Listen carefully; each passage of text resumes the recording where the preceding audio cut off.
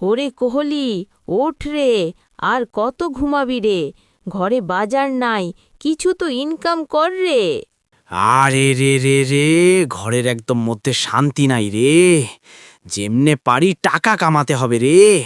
টাকা কই পাবো রে? সারাদিন খেটে কিছু পাই না রে।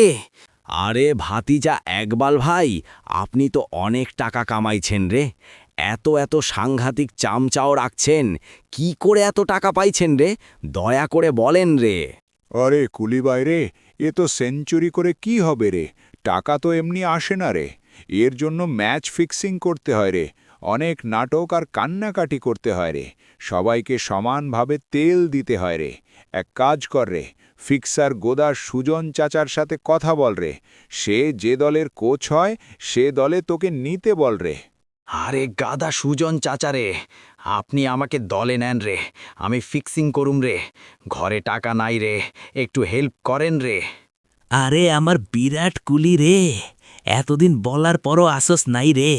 এখন টাকার দরকার তাই আসস রে।